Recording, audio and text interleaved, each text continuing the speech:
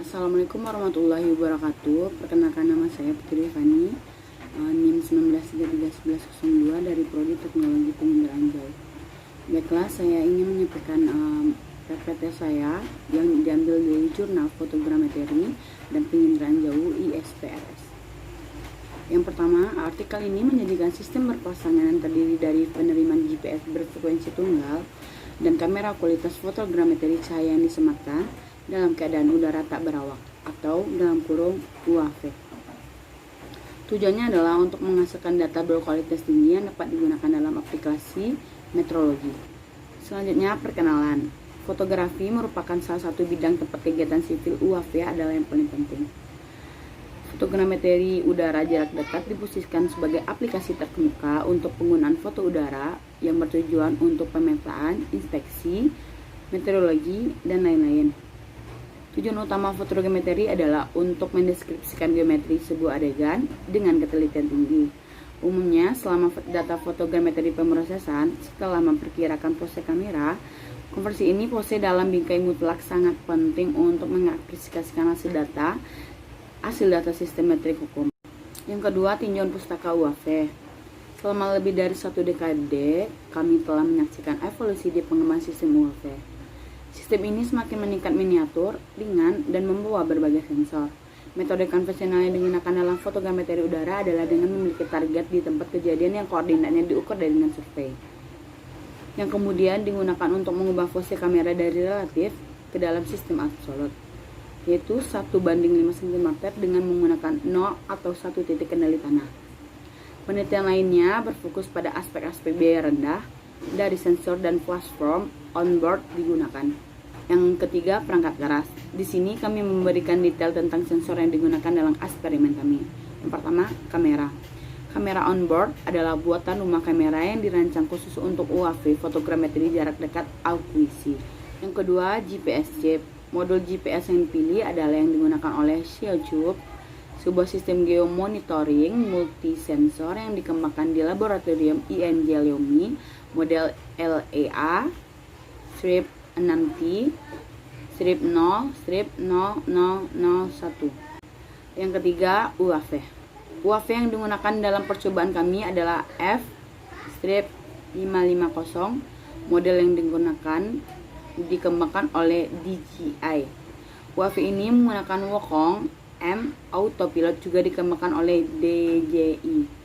Salah satu kelemahan dari model ini adalah jangkauan terbangnya itu tetap di bawah 15 menit. Selanjutnya, pengolahan data. Untuk mencapai orientasi sensor terintegrasi dari fotogrametri akuisisi berdasarkan pengamatan GPS onboard seperti berikut.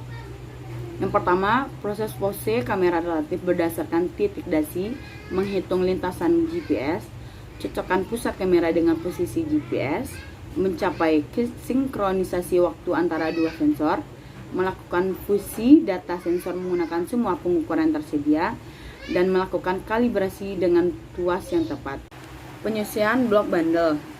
Estimasi pose kamera dilakukan dengan menggunakan gratis perangkat lunak sumber terbuka Aperomic Mac dikembangkan oleh IJN. Berdasarkan titik ikat, ini menghitung pose kamera relatif berdasarkan teknik bundle block adjustment. Titik kritis dalam konfigurasi fotogrametri udara jarak dekat adalah estimasi parameter internal dengan kalibrasi sendiri teknik. Pemrosesan GPS. Semua pemrosesan data GNSS, bagian terpenting adalah memperbaiki parameter ambiguitas fase nilai integer, menunjukkan geometri perbedaan ganda fase pembawa GPS antara koordinat stasiun referensi yang diketahui dan GPS pusat fase antena onboard pada epoch TK. Selanjutnya, pencocokan posisi GPS dan pusat kamera. Teknik umum untuk mengidentifikasi posisi GPS yang sesuai pusat kamera adalah gambar geotagging dengan perkiraan posisi GPS yang ditentukan dalam penerbangan dan secara umum berdasarkan pengamatan kode C-A. Juga memungkinkan untuk mensinkronkan jam internal dari kamera sehubungan dengan skala waktu GPS. Selanjutnya, kalibrasi lengan tuas. Untuk mencapai orientasi sensor langsung yang tepat, itu penting pertimbangan vektor antara pusat optik kamera dan pusat fase antena GPS. Ada beberapa teknik untuk menentukan faktor ini. Secara statis, drone diposisikan di atas pemandangan yang berisi target georeferensi. Teknik ini memungkinkan pemrosesan GPS statis sehingga GPS menjadi lebih akurat. Sinkronisasi waktu. Presentasi masalahnya adalah jaminan skala waktu yang sama sangat penting saat menggunakan sumber data yang berbeda. Sinkronisasi waktu antara GPS pengukuran dan gambar yang diambil oleh kamera bisa diabaikan jika kita memiliki misalnya pengambilan sampel data GPS yang tinggi yang memungkinkan penggunaan teknik interpolasi. Untuk mencapai sinkronisasi waktu terbaik, kami memilih pemicu kamera yang dikendalikan oleh GPS. Aplikasinya, dalam kasus kami, penerimaan GPSU atau blok menyediakan akses langsung ke kecepatan sesaat yang diekspresikan dalam bingkai ECEF atau ECE. Jika data mentah pengukuran Doppler direkam oleh GPS, penerimaan dimungkinkan untuk menyimpulkan nilai kecepatan sesaat. Fusi data.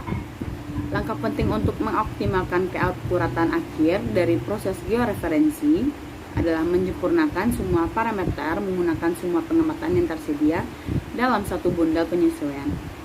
Pengamatan yang bisa digunakan adalah titik pengikat, posisi kamera GPS, dan secara opsional, setidaknya satu titik kontrol tanah jika vektor lengan tuas tidak diketahui. Selanjutnya, survei eksperimental. Bagian ini akan menunjukkan dari 2 penerbangan UAV yang dilakukan dengan sistem yang sama seperti yang disajikan.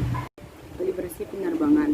Penerbangan pertama digunakan untuk mengkalibrasi semua parameter yang diasumsikan konstan dari satu akuisisi ke akuisisi lainnya, yaitu parameter internal, kamera serta vektor lengan tuas penerbangan.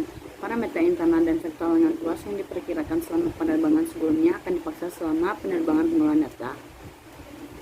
Akurasi georeferensi dievaluasi melalui sisa di semua titik pemeriksaan yang tersedia. GCP dan GPS. Sebuah konversi dari kamera relatif menjadi mutlak menggunakan semua pengukuran tanah yang tersedia dilakukan. Kumpulan orientasi ini dianggap sebagai kumpulan parameter referensi.